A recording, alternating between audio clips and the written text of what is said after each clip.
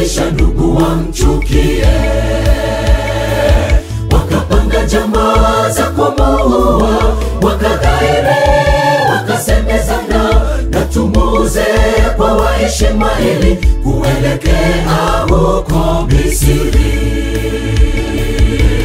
Kisa chake Yusufu pamoja na wale ndugu zake, jinsi alivyopendwa na babaye, za zile ndoto wakajawa wivu, ilisababisha ndugu wamchukie. Wakapanga jamaa za kumuua, wakadhairi, wakasemezana na tumuuze kwa Waishmaeli kuelekea huko Misri. Mungu akipanga kukuinua, mwanadamu hawezi kuzuia mipango ya Mungu ambayo Mungu amepanga maishani mwako. Amini, uamini, atatimiza mambo yote maishani mwako.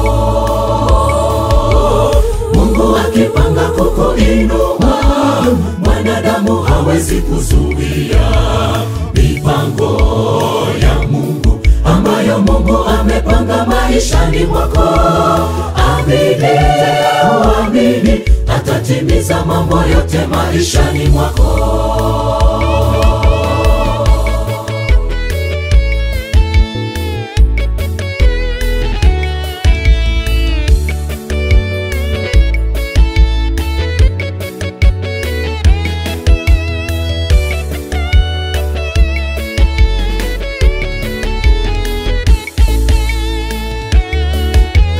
Yusufu akaletwa mpaka Misri kwa Potifa.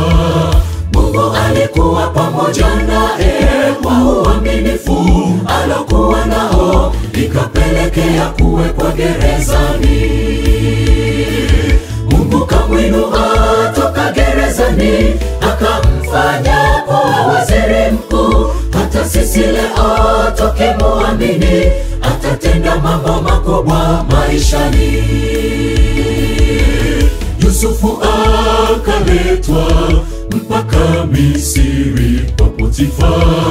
Mungu alikuwa pamoja naye kwa uaminifu alokuwa nao, ikapelekea kuwekwa gerezani. Mungu kamwinua toka gerezani, akamfanya kuwa waziri mkuu.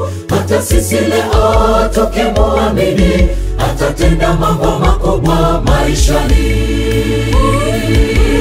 Mungu akipanga kukuinua, mwanadamu hawezi kuzuia mipango ya Mungu ambayo Mungu amepanga maishani mwako. Amini, uamini, atatimiza mambo yote maishani mwako. Mungu akipanga kukuinua, mwanadamu hawezi kuzuia mipango ya Mungu ambayo Mungu amepanga maishani mwako. Amini, uamini, atatimiza mambo yote maishani mwako. Mungu akipanga kukuinua, mwanadamu hawezi kuzuia mipango ya Mungu ambayo Mungu amepanga maishani mwako. Amini, uamini, atatimiza mambo yote maishani mwako.